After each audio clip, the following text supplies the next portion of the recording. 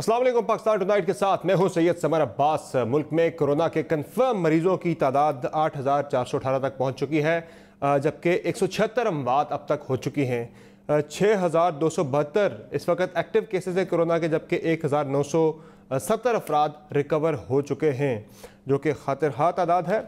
पिछले हफ्ते में 2500 मरीजों का इजाफा हुआ है पाकिस्तान के अंदर कोरोना के, जबकि अमवात की अगर मैं बात करूं तो पिछले हफ्ते में 85 अमवात बढ़ी हैं, जो कि अलार्मिंग है। अब नून लीग अमवात में इजाफे को लॉकडाउन में नरमी से जोड़ रही है और हुकूमत की कारकर्दगी पर सख्त तनकीद नून लीग ने शुरू कर दी है। आज शायद हकान अब्बासी साहब ने हदफ तनकीद बनाया और कहा कि आज शहबाज शरीफ साहब होते तो शायद आज हालात मुख्तलिफ होते। तो क्या मुख्तलिफ होते, ये भी हम आज के प्रोग्राम में डिस्कस करेंगे। और जो पोलिटिकल पॉइंट स्कोरिंग है ये कितना डैमेज करती है, सारी जो कोशिशें हैं कोरोना वबा के खिलाफ वो कितनी डैमेजिंग है उसके लिए।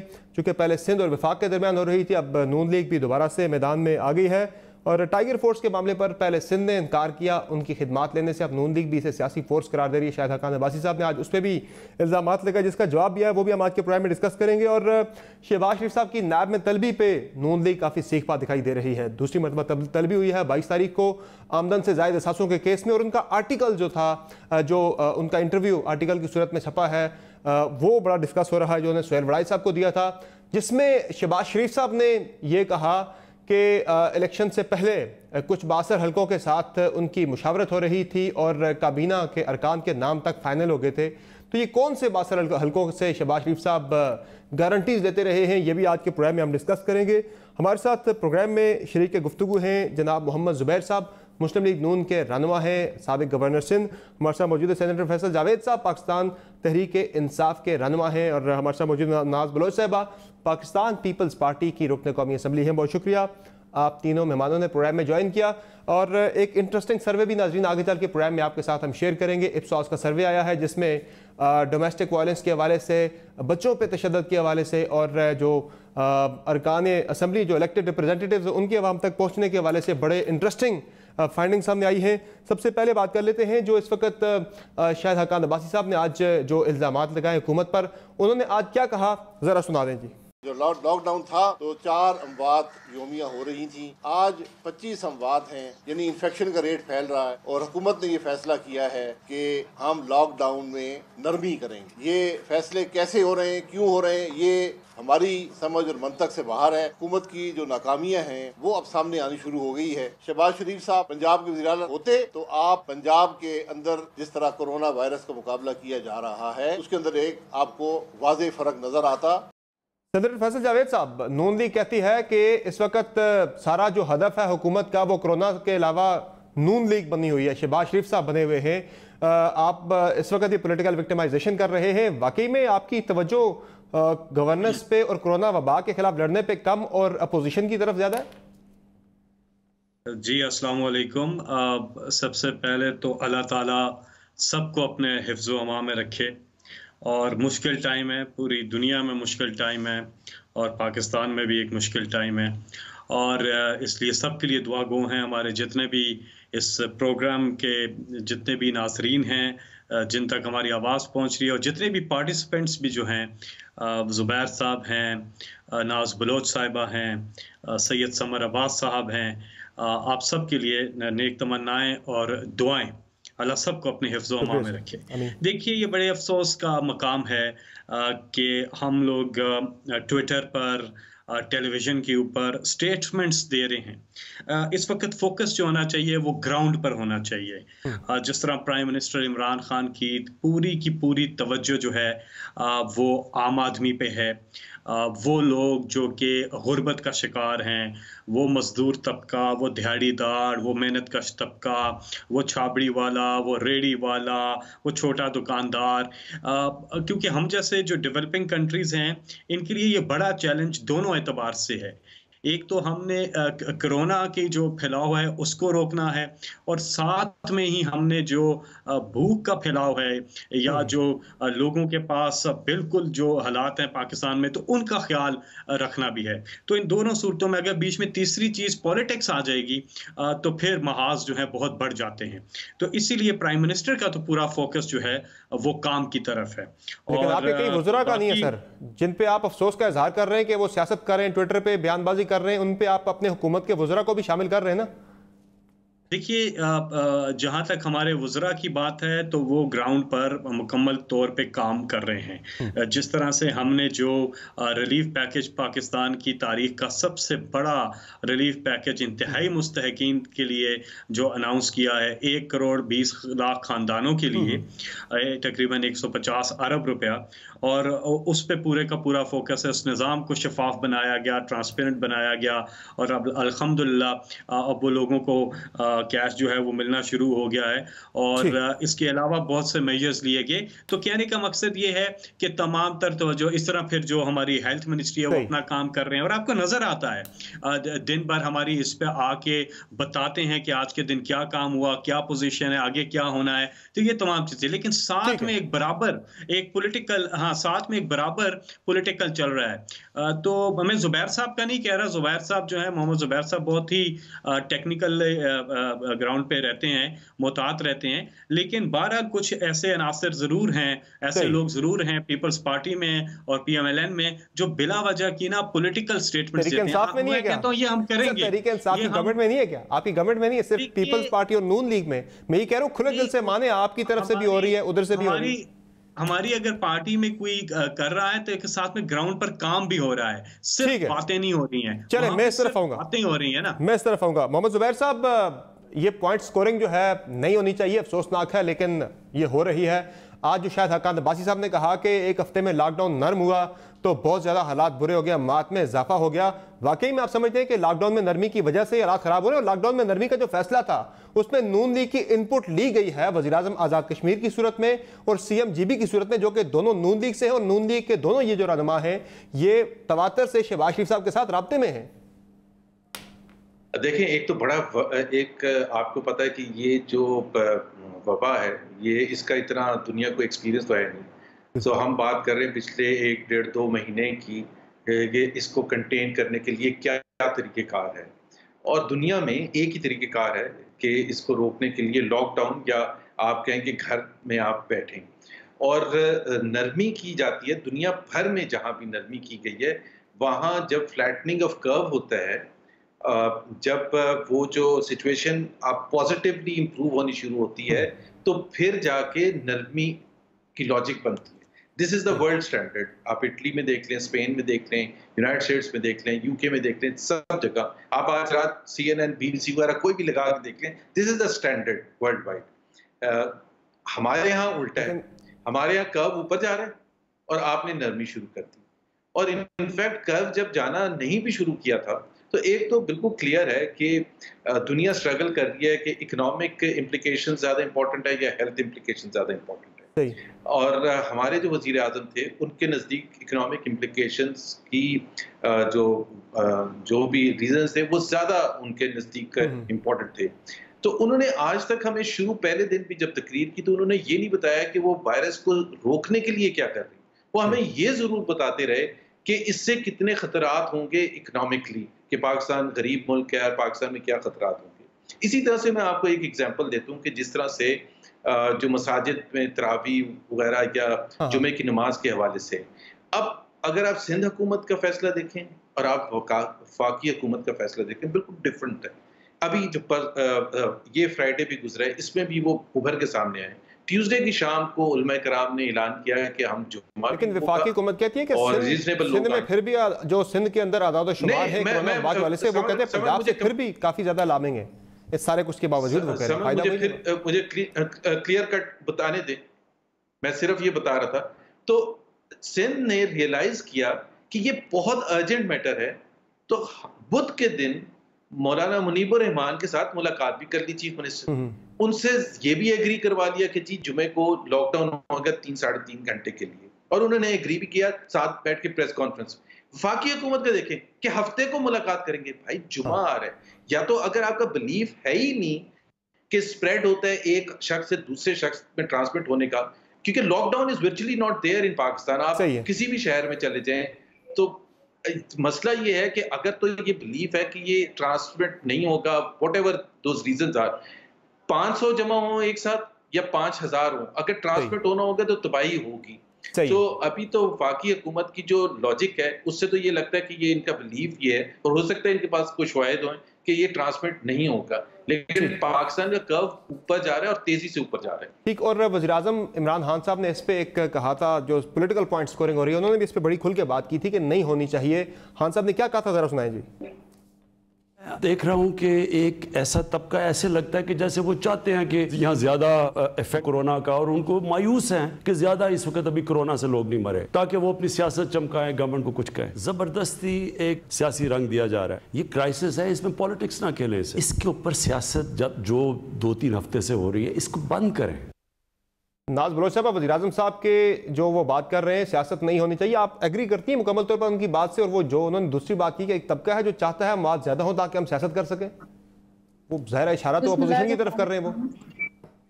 बिस्मिल्लाहिर्रहमानिर्रहीम। मेरे ख्याल है वज़ीर-ए-आज़म जो बात कर रहे हैं उनकी इस बात को फिरदौस आशिक अवान को इस बात पे अमल करना चाहिए।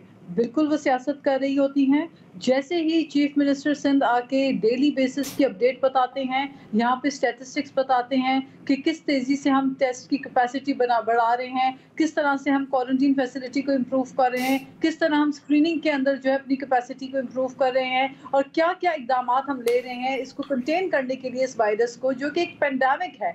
ये इस पेंडेमिक पूरी दुनिया इससे मुतासर है, सिर्फ एक मुल्क या एक सूबे की बात नहीं है ये, और सभी इससे फाइट कर रहे हैं, कॉम्बैट कर रहे हैं। बात यह है कि जैसे ही चीफ मिनिस्टर साहब सिंध के आकर वो जैसे ही स्टैटिस्टिक्स, डेटा और इंफॉर्मेशन शेयर कर रहे होते हैं आवाम से, आधे घंटे के अंदर फौरन से जो है ना स्पेशल असिस्टेंट साहिबा आ जाती हैं और वो आकर तकरीर शुरू कर देती हैं और सियासी बयानबाजियां करना शुरू कर देती हैं, सिंध के पॉलिटिक्स के ऊपर डिबेट करना शुरू कर देती हैं। तो I think this is what is called politics. और ये इशू के ऊपर सियासत जितनी हुकूमत खुद कर रही है, कोई इस पे पॉलिटिक्स नहीं कर रहा। माजरत के साथ नहीं, हम काम कर रहे हैं। सिंध बिल्कुल नहीं कर रहा पॉलिटिक्स। मैं आपको बताऊं, सिंध बिल्कुल नहीं कर रहा इस पे पॉलिटिक्स।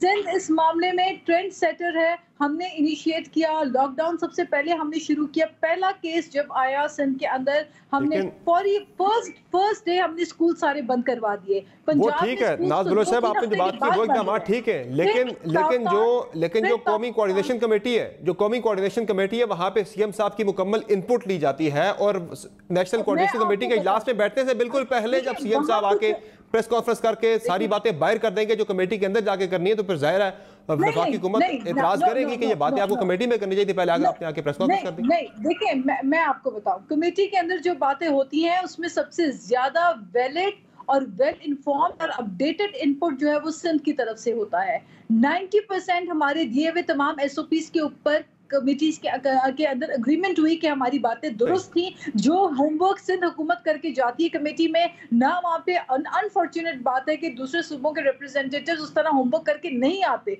लेकिन हम चाहते हैं कि जो मेहनत और हार्ड वर्क करके हम इस सब्जेक्ट के ऊपर तैयारी के साथ आते हैं, उसी तरीके से एक सिंध में पॉइंट स्कोरिंग का क्या नुकसान हो रहा है आपको, जरा ये भी बता दें। देखिए मैं सिंध में ये पॉइंट स्कोरिंग कैसे हैम्पर कर रही है आपकी कार्रवाइयों को, आपकी कोशिशों को? देखिए, हमें पॉइंट स्कोरिंग की जरूरत नहीं है। हम अगर सिंध हुकूमत, अगर चीफ मिनिस्टर सिंध के लोगों को एड्रेस करते हुए उनको अगर इस मामले की हसासियत के ऊपर बार बार आगाह करते हैं और उनको स्टैटिस्टिक्स बताते हैं ताकि एक रियलिटी चेक हो, तो आई थिंक ये तो उनका हक है। ये तो उनका हक है कि वो आवाम को आगाह करें कि हम क्या काम कर रहे हैं आपके लिए और कितना संजीदा ये मामला है। जहां तक इकोनॉमी की बात आपने कर रहे थे, देखिए अब से पहले बात हो रही थी इकोनॉमी पे, तो ये इंटरनेशनल इकोनॉमिक डिप्रेशन का वक्त है सबके लिए। आपको पता है 1918 में जब स्पेनिश फ्लू आया था तो 5 से 7 करोड़ लोग मर गए थे उस स्पेनिश फ्लू में, 50 करोड़ लोग अफेक्टेड थे उस स्पेनिश फ्लू में। उसके बाद एक वर्ल्ड रिसेशन की बात हो गई, एक रिसेशन की तरफ वर्ल्ड चला गया, लेकिन you will come out of that. लेकिन ओवरऑल इकोनॉमी के साथ अपने लोगों को भी देखते हैं जो जिंदगी है। पहले लोगों की लाइफ सिक्योरिटी इंपॉर्टेंट है हमारे लिए, और मईशत जो है वो इंसानी जानों के साथ साथ ही चलेगी। अगर हम लोगों का तहफ़्फ़ुज़ देंगे तो इंशाल्लाह मईशत भी जो है वो एक डगर के ऊपर आ जाएगी। ठीक है, चलिए इस पे इख्तिलाफ है राय, सिक्योरिटी, लोगों का तहफ़्फ़ुज़ is the prime concern I think. चले आपका ये पॉइंट समझ बिल्कुल आता है, ये एक जेन्युइन पॉइंट है, लेकिन प्राइम मिनिस्टर की तरफ से भी जो बात की जाती है कि लोगों को हमने देखना है कि भूख से न मर जाए, वो भी एक जेन्युइन कंसर्न है, लेकिन इसमें देखना है कि किस बैलेंस कहाँ आपने रखना है आके। अब जो कोरोना वबा का जो फैलाव है उसकी रफ्तार में अब इजाफा हुआ है पिछले एक हफ्ते के दौरान। पिछले अब आपको मैं बताऊं तो कुछ आदाद शुमार कि 26 फरवरी से 30 मार्च तक यानी 34 दिन में जो है जाके ये 1000 केसेस पाकिस्तान के अंदर हुए थे। मैं पर 1000 केसेस का आपको बता रहा हूँ कि बीच में फ्रिक्वेंसी कितने डेज की आ रही है। तो ये 34 दिन में पहले 1000 केस हुए हैं, जो दूसरे 1000 केस हैं वो 5 दिन के अंदर हुए, यानी 31 मार्च से 4 अप्रैल के दौरान। तीसरे जो 1000 केस हैं वो 2 दिन के अंदर हुए, 5 से 6 अप्रैल के दौरान। जो अगला नेक्स्ट जो 1000 है वो 7 अप्रैल से 10 अप्रैल यानी 4 दिन के अंदर हुए। फिर उससे नेक्स्ट भी 4 दिन के अंदर ही था, 11 अप्रैल से 14 अप्रैल के दरमियान। जो नेक्स्ट 1000 केसेस हुए हैं वो 15 से 17 अप्रैल 3 दिन में। और अब ये हो रहा है कि 17 अप्रैल से 18 अप्रैल भी 2 दिन में हुए हैं, और 19 अप्रैल से 20 अप्रैल में भी जो 1000 केसेस हैं वो 2 दिन में हुए। पिछले एक हफ्ते के दौरान 2500 केस जो है वो पाकिस्तान के अंदर बढ़ चुके हैं, यानी कि फ्रिक्वेंसी जो है केसेस की अब वो बढ़ना शुरू हो गई है, पर डे के हिसाब से, पर वीक के हिसाब से भी। और जो अमवात है नाजरीन, ये टोटल अमवात 181 हो चुकी हैं, जबकि 7 दिनों में, पिछले 7 दिनों में यानी 14 अप्रैल से अब तक 85 अमवात कोरोना वबा की वजह से हो चुकी हैं। अब नून लीग ये समझती है कि ये लॉकडाउन में नरमी की वजह से अमवात हो रही हैं, जबकि टेस्टिंग का एक मैकेनिज्म, यकीनी तौर पे जो टेस्टिंग है वो फैक्टर यकीनी तौर पे नज़र आता है। जो केसेस में इजाफा हुआ है, टेस्टिंग हमने चूंकि बढ़ा दी है, पर डे टेस्टिंग जो है पाकिस्तान की वो 6000 से 7000 के दरमियान चली गई है कैपेसिटी। इस वजह से जितने ज़्यादा टेस्ट हो रहे हैं उतने ज़्यादा केसेस ज़्यादा नज़र आ रहे हैं। मोहम्मद जुबैर साहब, जिस तरह से अब कोरोना के केसेस बढ़ रहे हैं, ज़्यादा टेस्टिंग ज़्यादा हुई है तो केसेस बढ़ना शुरू हुए हैं, ये कहना कि आज शहबाज शरीफ साहब होते तो हालात मुख्तलिफ होते, जो शायद हकान अब्बासी साहब ने आज कहा, आज अगर आप होते तहरीक इंसाफ की जगह पे तो क्या मुख्तलिफ कर लेते जो तहरीक इंसाफ नहीं कर रही अगर शहबाज शरीफ साहब होते? देखिए, एक चीज तो बिल्कुल क्लियर है समर, या तो हम एग्री करें इस वर्ल्ड फिलॉसफी से कि ये ट्रांसमिट होता है एक शख्स से दूसरे शख्स। जाहिर सी बात है, वेस्टर्न कंट्रीज में अगर लॉकडाउन किया गया, और इवन एशिया, ये हमारे रीजन में भी, इंडिया ले लें, हमला एशिया ले लें, जो भी कंट्री, सऊदी अरेबिया ले लें, गल्फ कंट्रीज ले लें, लॉकडाउन के लॉजिक क्या है? लॉकडाउन के लॉजिक ये है कि एक से दूसरे को वबा फैलती है एंड कीप देम सेपरेट, यही है ना लॉजिक। बिल्कुल। तो जब हमने इसको खत्म कर दिया तो एक तो वजह ये है बिल्कुल जो आपने कहा कि टेस्टिंग ज्यादा होगी तो ज्यादा केस आएंगे, बट उसको रोकने के लिए, कंटेन करने के लिए मुझे तो हुकूमत की पॉलिसी नहीं पता कि क्या है, एक्सेप्ट फॉर द अजम्पशन कि जी अल्लाह ताला हमें शायद उस तरह से अफेक्ट नहीं करेगा जैसे, और अल्लाह करे ऐसा हो।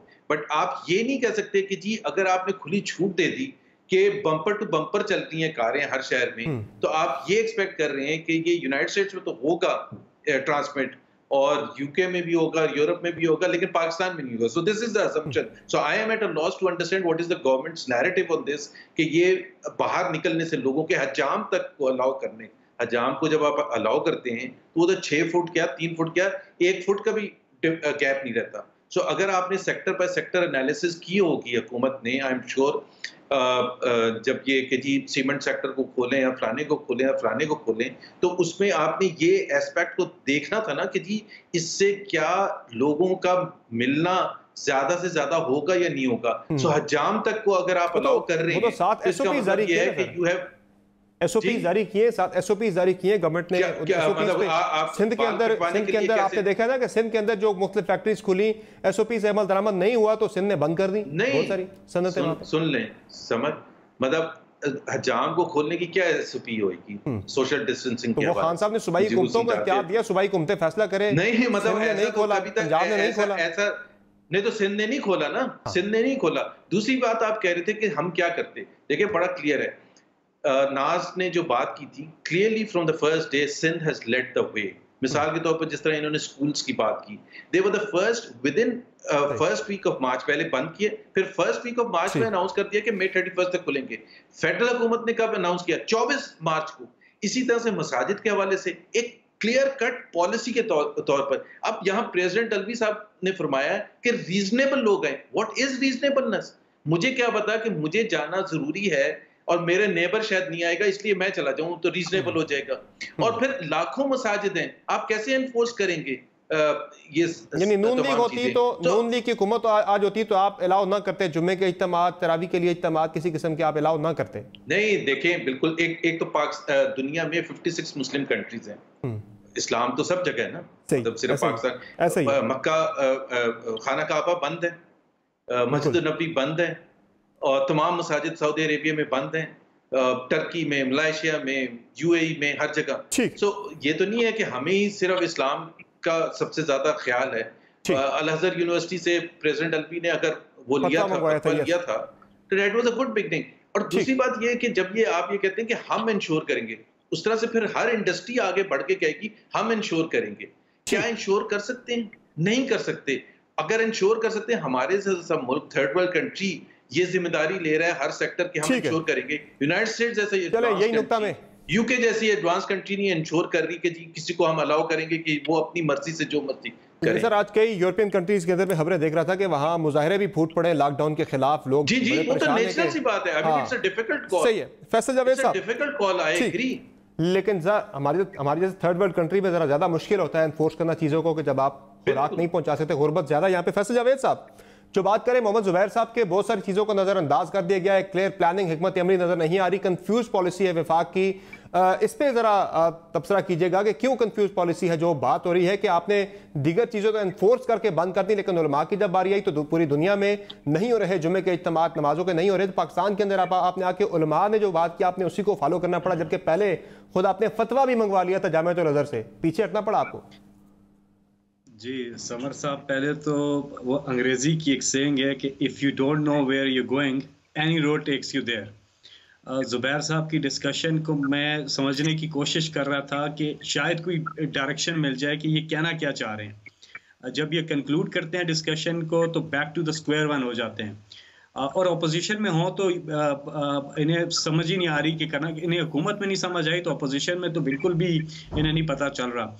और दूसरी बात ये मैं कहूँगा कि जुबैर साहब के नाम के साथ पाकिस्तान मुस्लिम लीग नून लिखा हुआ है, लेकिन ये लग रहा है कि पाकिस्तान पीपल्स पार्टी के शायद तर्जुमान बने हुए हैं। तो बहरहाल जहाँ तक वफाक की जितनी भी काम है, मैंने पहले सदर मुमलिकत ने भी तारीफ की है, बाय द वे सदर मुमलिकत ने भी फोन करके मुराद अली शाह साहब की तारीफ की है कि आपने अच्छा काम किया, तो उन्होंने अच्छी तारीफ कर दी। तो सर उसमें पहले हाफ में मैंने आपको ये पूरी बताई है कि ऑन ग्राउंड जो है टेक्निकली क्या क्या चीज़ें इकदामात कर रहे हैं। अब 18वीं तरमीम जो है वो ना जाने कहाँ चली गई।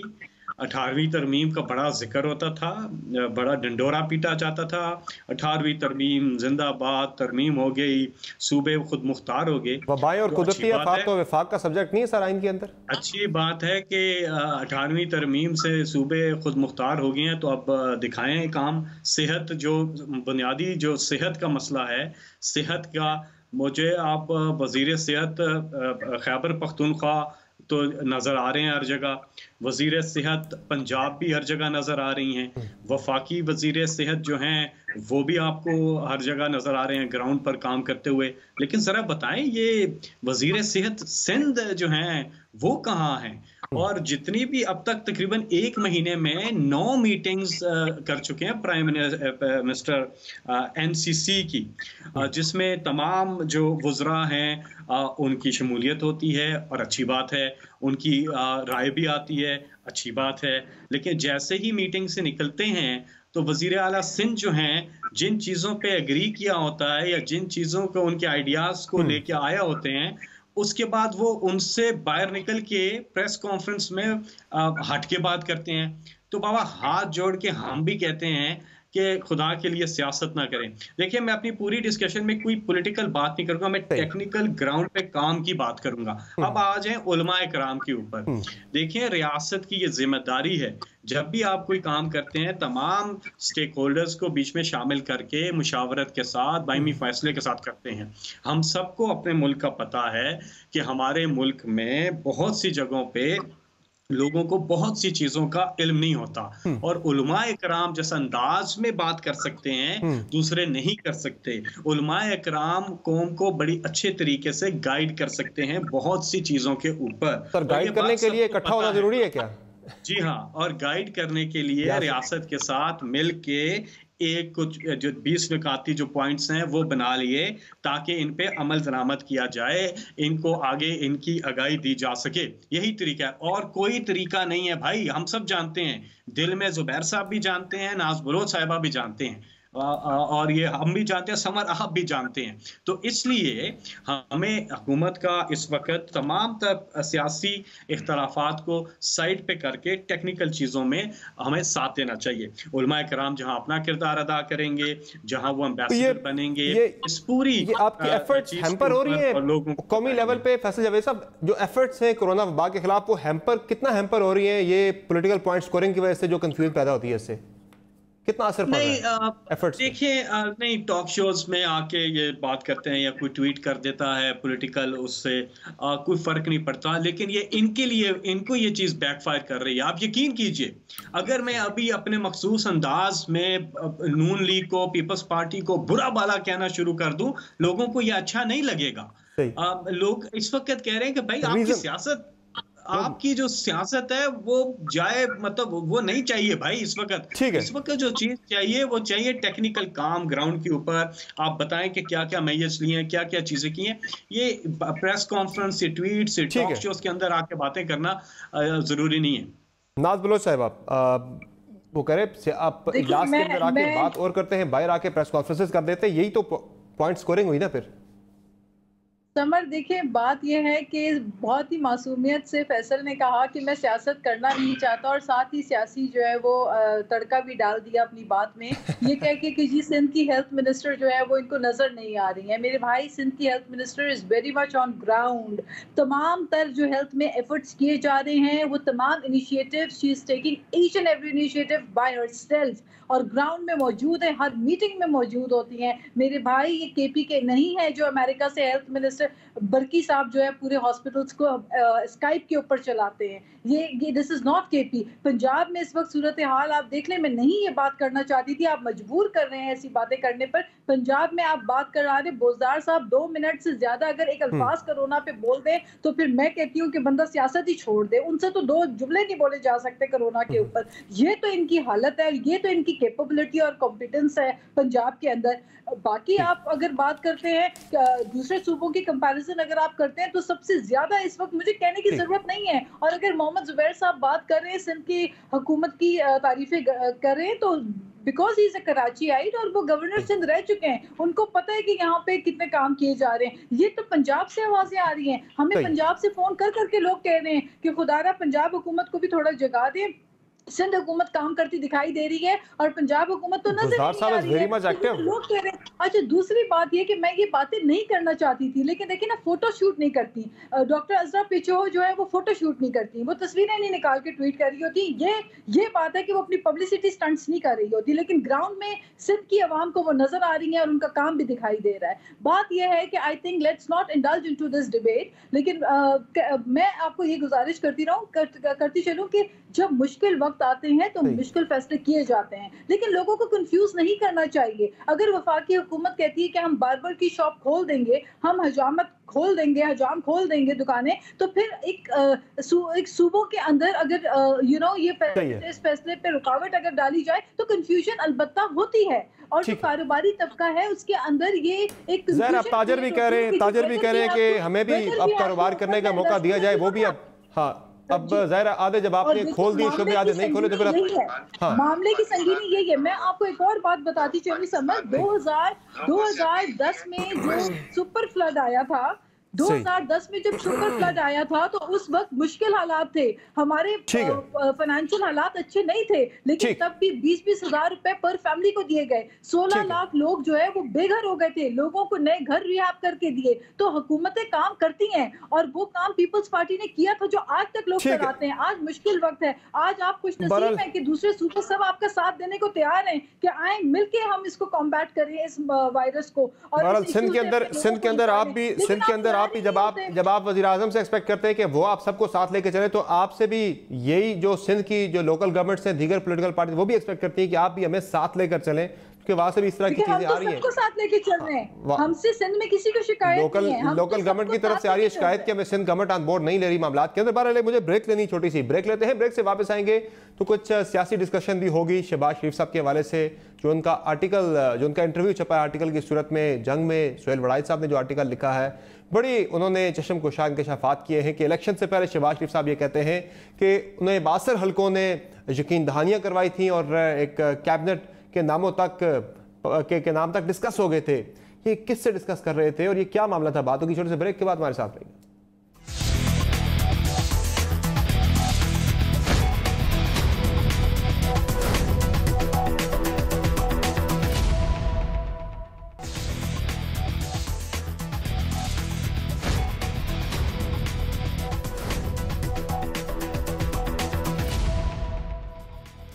Welcome back the show. नाज़रीन, ज़ाहिर है कोरोना के साथ साथ मुल्की सियासत में भी चलना ही है, लेकिन कोरोना पर सियासत नहीं होनी चाहिए।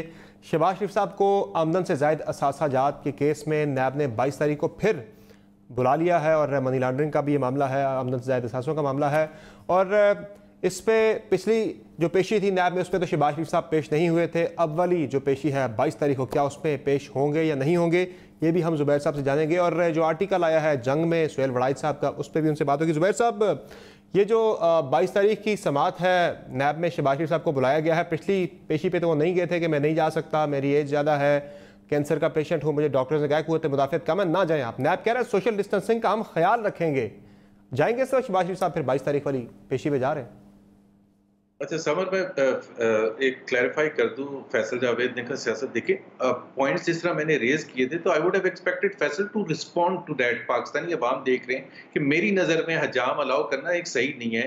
अगर आप इस चीज़ में बिलीव करते हैं सोशल डिस्टेंसिंग में, अगर आप बिलीव करते हैं कि लोगों का इकट्ठा होने से वबा फैलती है, ये हमारी थिंकिंग है, so he could have clarified it. ये कोई सियासत नहीं है, टॉक शो का तो मतलब ही ये होता है। तो मैं एक इररेलेवेंट से क्वेश्चन पूछ रहा हूँ और वो अगर वो क्लैरिफाई कर देंगे तो मेरे लिए, मैं खुशी से एक्सेप्ट भी कर लूंगा। So some points are raised because जाहिर सी बात है वो हुकूमत में, हम ऑपोजिशन में, हम बहुत सी चीज़ें क्लैरिफाई करवाना चाहते हैं। जहाँ तक ये ताल्लुक है नैब का, देखिए नैब इस वक्त इतना बदनाम हो चुका है, और वो जाहिर है बदनाम होने की सबसे बड़ी वजह यह है कि इमरान खान का एक कॉन्सेप्ट था, ऑब्सेशन था कि जी वो जब आएंगे तो वो दबा के ऑपोजिशन के लीडर्स को अंदर बंद करेंगे। करप्शन के नाम पर उन्होंने कहा कि मैंने तो 22 साल जंग की थी, अब उन्होंने इसी नैरेटिव को आगे लेके जाना है। बट वो जब वो बातें सुनते थे ना, वो एक कान से सुनते थे और समझते थे कि हाँ इतनी करप्शन होगी, LNG में इतनी करप्शन होगी, फलाने में इतनी करप्शन होगी, LNG टर्मिनल में इतनी करप्शन होगी। So he was convinced and that give NAB the momentum. अब वो हम तो बिल्कुल स्ट्रांगली बिलीव करते हैं कि नैब टोटली, वो नैब के चेयरमैन साहब पहुंच भी गए थे प्राइम मिनिस्टर के पास शुरू के दिनों में, और फिर वो हुआ ये कि वो none of those cases could be justified, could stand in the court of law. 90% से ज्यादा तो केसेस उन्होंने किए ही नहीं। मतलब जिस तरह मरियम नवाज का मैं आपको बताता हूँ, अगस्त के फर्स्ट हफ्ते में अरेस्ट किया, आज अप्रैल आ गई है, 8 महीने हो चुके हैं, अभी तक इन्वेस्टिगेशन भी नहीं हुई है, but she was put behind bars for what? Is it not a justified question? It's not about PMLN और PVP, इट्स अबाउट पाकिस्तान। क्या फैसल जावेद इन चीजों को क्या फिर नो मोर कोऑपरेशन विद नैब आज से? देखे ना, जिस तरह शाहिद खाकान अब्बासी 7-8 महीने तक अंदर बंद रहे, तो आपने अगर आपने केस करना था तो आप, और वजीर आजम ने खुद उसका क्रेडिट लिया था वॉशिंगटन में खड़े होके कि मैंने बंद कर दिया अंदर, तो इसमें शर्मिंदगी ज्यादा है। तो सर पिछली समात पे शहबाज शरीफ साहब कह देते ना कि मैं नहीं जा रहा, ये वजूहात है कि नैब कोई कंक्लूसिव काम नहीं कर रहा, पॉलिटिकल विक्टिमाइजेशन हुई। उन्होंने सेहत की बात की थी। सेहत की बात बिल्कुल जस्टिफाइड है। सेहत की बात, हमारा पॉइंट ये है, देखें केस कैसे होता है नैब का। केस ऐसे होता है कि जब आप इन्वेस्टिगेशन से पहले आप इंक्वायरी करते हैं, आप एक क्वेश्चनर भेजते हैं। क्या क्वेश्चनर भेजा उन्होंने? क्वेश्चनर भेज दें, फिर आप ये जस्टिफाइड होंगे और आप पब्लिक में आके ये कहें कि तो ताउन होगा या नहीं होगा? पूछे थे, ये जवाब देने के लिए तैयार नहीं है, इसलिए आप इनको बुला रहे हैं। इन शॉर्ट सर, ताउन नैब के साथ मजीद करेंगे या नहीं करेंगे? ताउन तो हम बिल्कुल करने के लिए, अंडर द लॉ कुछ भी होगा, बट क्या नैब ने पहले वो फुलफिल किए हैं रिक्वायरमेंट जो नैब को करनी है? देखें, आप लोग हमेशा से, आप लोग से मेरा मतलब है, जनरली कहा जाता है कि नैब के चेयरमैन के पास इख्तियार है कि वो अरेस्ट करे, बट इख्तियार हैज टू बी जस्टिफाइड। ये सुप्रीम कोर्ट के चीफ जस्टिस ने भी कहा है कि यू कांट जस्ट से कि जी वो तो फिर कानून साजी आप कर लें, कानून साजी कर लें। नैब ऑर्डिनेंस ने उन्हें इख्तियार दिया हुआ है, वो तो कानून साजी आप करें, बैठ के हुकूमत के साथ बनाएं, नैब का कानून बनाएं, ले लें इख्तियार। जावेद साहब क्रिकेट में इख्तियार ले लें, इख्तियार उनको दिया हुआ है, कानून ने दिया। सर मुझे सिर्फ आप ये बता दें, जो एक आर्टिकल आया है, कानून ने नहीं दिया समर, I am sorry, NAB ordinance के अंदर चेयरमैन नैब को किसी भी इंक्वायरी के किसी भी मौका पे, तहकीकात के किसी भी मौके पे चेयरमैन नैब जो है वो गिरफ्तारी का ऑर्डर दे सकते हैं। ये ऑर्डिनेंस के अंदर लिखा है। समर, अगर आप मेरी बात सुन लेंगे तो मैं आपको बता दूंगा। देखिए, जिस तरह क्रिकेट बड़ा फॉलो करते हैं फैसल, क्रिकेट के कैप्टन के पास इख्तियार होता है कि वो कौन से भी 11 खिलाड़ी उतारते। 92 वर्ल्ड कप का फाइनल से पहले वसीम अकरम और जावेद मियांदाद को इमरान खान ड्रॉप कर देते। अच्छा, अगर बाद में पूछा जाता कि आपने ड्रॉप क्यों किया था, तो अगर इमरान खान ये जवाब देते कि ये डिस्क्रिशनरी पावर मेरी है, but discretionary power has to be justified as well, कि आपने क्यों ड्रॉप किया था, आपने क्यों अरेस्ट किया, you have to explain that. You can't just put everyone under arrest। और ये चीफ जस्टिस ने सुप्रीम कोर्ट के खिलाफ है। You cannot do that। You have to justify the discretionary use of discretionary sir, power। उस पे बात होगी। ये जो आर्टिकल आया है सुहेल वड़ाइच साहब का, उसे अभी तक शहबाज शरीफ साहब ने डिनाई नहीं किया। ये किन लोगों से, किन ताकतवर हलकों से बातें हो रही थी, मुशावरत हो रही थी इलेक्शन से पहले, कि जिन्होंने काबीना तक के नाम उनके साथ आपके डिसाइड हो चुके थे, डिस्कस हो चुके थे। आप तो कोई और बात कर रहे थे, आप तो वोट को इज्जत दो के बयानिए की बात कर रहे थे। ये अंदर खाना डीलें किससे कर रहे थे? मेरे ख्याल है एक तो दो चीजें, एक तो फैसल जावेद यहाँ मौजूद हैं और उनको मेरे से बहुत ज्यादा मालूमात हैं, तो शायद वो इस पर कोई रोशनी डाल सकेंगे। दूसरा ये है कि मेरी शहबाज शरीफ साहब से उसके बाद से बात हुई नहीं है, तो आई वुड आस्क कि आप उनसे डायरेक्टली इंटरव्यू कर लें, बिकॉज ये बहुत ही सेंसिटिव मैटर है, and I not like to go and comment on that जब तक मेरी शहबाज साहब से इस सिलसिले में बात। आपके इल्म में ऐसी कोई मुलाकातें उस वक्त नहीं है सर? नहीं, मुझे तो देखे, हम तो 50 दफा उसके बाद मिल चुके हैं, बात हो चुकी है। इस चीज का मुझे तो मैं इल्म नहीं था। लगता है उस मुजव्वजा काबीना में आपका नाम नहीं था, इसलिए शायद आपको इल्म नहीं है। फैसल जावेद साहब फैसल जावेद साहब, ये जो आर्टिकल आया सुहेल वड़ाइच साहब का, बड़ा एक डैमनिंग ये आर्टिकल है, जिसमें उन्होंने इंटरव्यू किया शहबाज शरीफ साहब को। उसे आपने पढ़ा होगा आर्टिकल, पढ़ा आपने जो लिखा है सुहेल वड़ाइच साहब ने? नहीं, बताएं क्या? मैंने नहीं पढ़ा सर। आप किस दुनिया में रहते हैं? ये बड़ा इंटरेस्टिंग आर्टिकल आया जिसमें शहबाज शरीफ साहब ये कह रहे हैं कि इलेक्शन से पहले कुछ ताकतवर हलकों के साथ बातचीत चल रही थी और काबीना के नाम तक पे मुशावरत हो चुकी थी उनके साथ। तो आपकी भी कोई हलकों से मुशावरत थी उस वक्त, या सिर्फ नून लीग कर रही थी? चले, इस पे तो मैं आता हूँ, मुझे नहीं पता ये क्या है मुझे बिल्कुल नहीं पता। पढ़ूंगा तो फिर इस पे। लेकिन जो अभी बात कर रहे थे जुबैर साहब, देखिए बात यह है कि कह रहे हैं जी पता नहीं, ये तो पता चले कि किस चीज़ पे पकड़ा है। पहली चीज़ तो यह है कि नैब में हम कोई मुदाखलत नहीं करते, और नैब एक इंडिपेंडेंट इदारा है और नैब करता है। बाकी जो इन्होंने बात की उधर बाहर वाशिंगटन डीसी वाली तकरीर की, तो भाई बात यह है कि वो सारे केसेस जो हैं वो तो इन्हीं के दौर के बने हुए हैं। अब कहते हैं जी किस चीज पे पता आपको कैसे चलता रहा कौन गिरफ्तार होने वाला है, इससे ये तो इस चीज में तो सारा शक उठता है। हाँ समर, वो उनको कोई पतंग उड़ाने पे तो नहीं पकड़ा ना। जाहिर है करप्शन के केसेस हैं जो भी हैं। हमारे लोगों को जब वो बुलाते हैं फौरन जाते हैं। देखिए ना, ये भी आप देखें, हमारे अलीम खान को देख लें आप, उन्होंने वजारत छोड़ी उधर गए। बाबर अवान को देख लें, वजारत छोड़ी उधर गए। आजम सवाती को देख लें, वजारत छोड़ी उधर गए। सप्तान खान को देख लें, वजारत छोड़ी उधर चले गए। जो बुलाते हैं चला जाते हैं, इंसाफ के आगे पेश होते हैं, कानून के आगे पेश होते हैं। शहबाज शरीफ भी इससे पहले ताउन करते रहे, मरीम नवाज ताउन करती रही है, मियां नवाज शरीफ ताउन करते रहे, वो तो पेश होते रहे तमाम। वलायत रह के आए हैं, कहा ताउन करते रहे हैं। और बात यह है कि जुबैर साहब को इस चीज़ का इल्म है कि कौन ताउन करता है और कौन सिर्फ आके टीवी पे ही। हमेशा कोई भी चीज़ हो तो आके डंडोरा ही पीटते हैं और कोई बात नहीं है। टेक्निकल चीज़ें होती हैं, टेक्निकल सवालात होते हैं, उनके जवाबात दें। इससे ज़्यादा कुछ नहीं कहूँगा।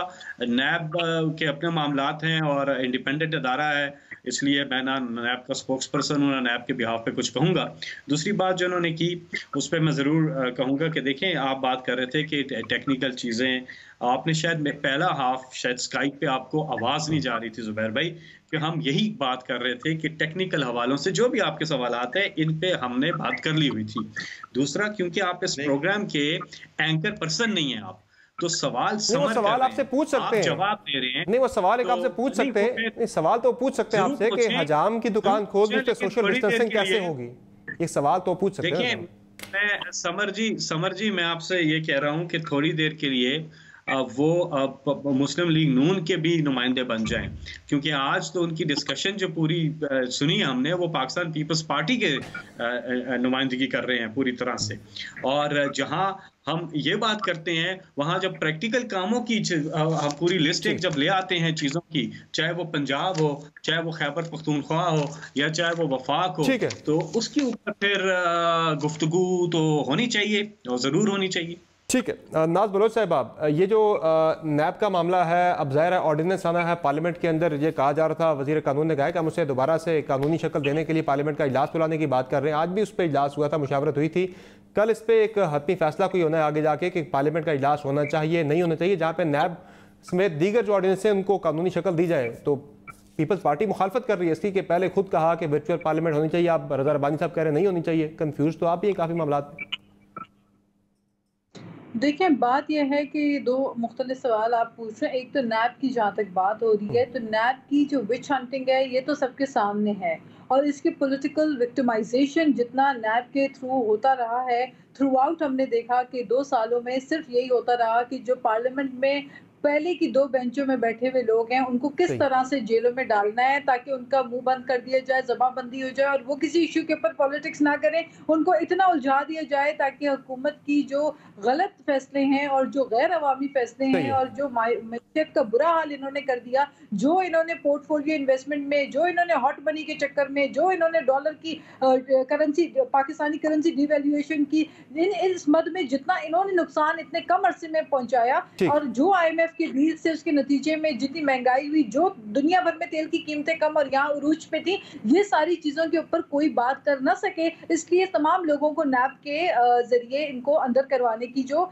एक सियासत की गई, मैं समझती हूँ बहुत अफसोसनाक है। और मुझे आप ये बताइए कि रिकवरी कितनी हुई? वो मिसाल है ना, खोदा पहाड़ और निकला चूहा, वही बात हुई। लोगों को अरबों रुपए के केसेस में उलझाया जाता है और आखिर में पता चलता है कि अपनी ही कंपनी से 1 करोड़ रुपए किसी ने लिए थे तो उसको अरबों रुपए का डालकर 1-2 महीना जो है वो बक्सर बंदों में ले जाके 6-6 महीने आप इन लोगों की एक तो मीडिया ट्रायल भी करते रहे और उनकी जो है उनकी इंसल्ट भी करते रहे, ह्यूमिलेट भी करते रहे। तो ये चीजें इन द लॉन्ग रन अच्छी नहीं, because what goes around comes around. देखिए, खौफनाक बात यह है कि इस वक्त जो जहांगीर तरीन साहब इंकिशाफात कर रहे हैं, ये बहुत ही लम्हे फिक्रिया है खुद पीछे। बहरहाल नैब ने कॉग्निजेंस ले लिया तमाम मामलों का, देखते हैं अब क्या होता है। नैब ने कॉग्निजेंस ले लिए तमाम मामलों का। मैं जरा कुछ अवामी इश्यूज दीगर आपके सामने रखता हूँ जरा। एक तो इप्सॉस का सर्वे आया बड़ा इंटरेस्टिंग किस्म का, उस पर कोरोना वबा को लेकर बहुत सारे इंटरेस्टिंग सवाल पूछे गए हैं मुख्तलिफ पाकिस्तानियों से, पूरे मुल्क से ये सर्वे किया गया है, लोगों से पूछे गए सवाल। तो इसमें पहला इंटरेस्टिंग सवाल ये था कि इस कोरोना वबा के दौरान कोई अवामी नुमाइंदा आपके पास राशन के वाले से आपकी मदद के लिए पहुँचा या नहीं पहुँचा? तो उसमें अवामी नुमाइंदे में कौमी असम्बली, सूबाई असम्बली और बलदियाती जो नुमाइंदे थे उनसे मुतालिक था कि कोई पहुँचा या नहीं पहुँचा। तो उसमें जो 96% पाकिस्तानी हैं वो कहते हैं कोई भी इलेक्टेड अवामी नुमाइंदा हमारे पास नहीं पहुँचा। 2% जो है वो कहते हैं हमारे पास हमसे रब्ता किया गया, जिनमें से भी 1% है वो कहते हैं कि बलदियाती नुमाइंदों ने हमसे रब्ते किए हैं।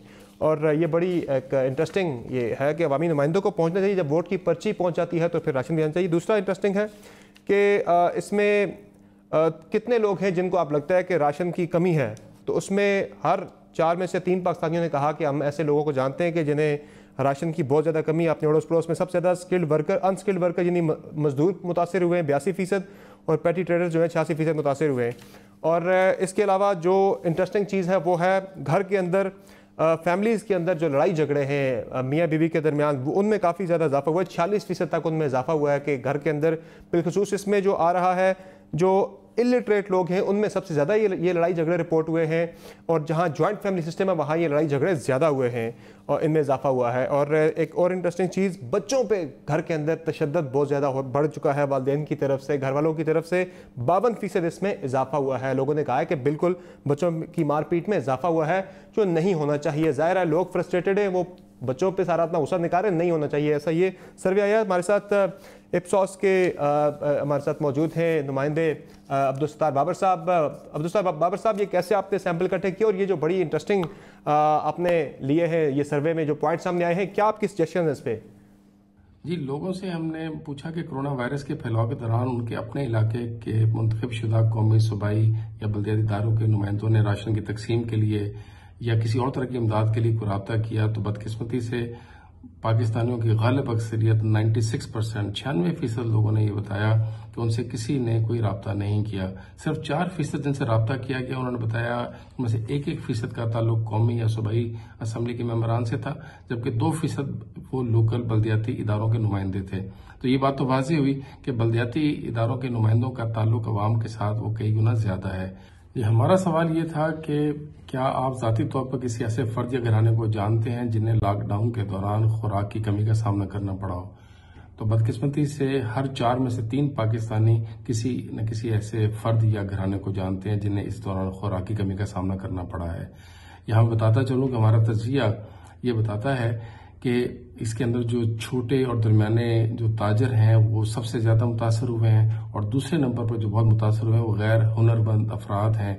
अनस्किल्ड जो हमारी वर्कफोर्स है वो इससे बहुत ज्यादा मुतासर हुई है। हमने कुछ सवाल जो हैं वो इस घरेलू माहौल के बारे में पूछे, तो हमें इस सर्वे में पता चला कि आधे के करीब पाकिस्तानी वो समझते हैं कि इस लॉकडाउन के दौरान मियाँ बीवी के झगड़ों के अंदर और बच्चों की मारपीट के अंदर वो इजाफा देखने में आया है। इस रवैये की ज्यादा शिकायत वो खवातीन ने की है, और कम तालीम याफ्ता या अनपढ़ अफराद के अंदर इसका रुझान ज्यादा पाया जाता है, और ऐसे घरों के अंदर कि जहां पर 5 या इससे ज्यादा अफरादी खाना की तादाद है, वहां पर भी इसकी शिकायत वो ज्यादा मिलती है। तो मैं ये समझता हूं कि जहां पर हुकूमत जो है वो हाथ धोने के बारे में, सोशल डिस्टेंसिंग के बारे में और मास्क पहनने के बारे में मुख्तलिफ कैंपेन जो है उनको चलाया जा रहा है, वहां पर शायद ये भी इंतहाई जरूरी है कि हम लोगों को इस सब्र आजमा या इस मुश्किल मरले से में अपने रवैये को कैसे मुस्बत रखना है और हमें एक दूसरे के साथ अच्छे ताल्लुक को कैसे मजबूत करना है, इसके बारे में भी एक नैरेटिव जो है बिल्ड करना चाहिए। बहुत शुक्रिया आप तमाम मेहमानों का, आपने प्रोग्राम में ज्वाइन किया। नाज़रीन, आज के शो में इतना, इजाजत दीजिए। अल्लाह हाफ़िज़।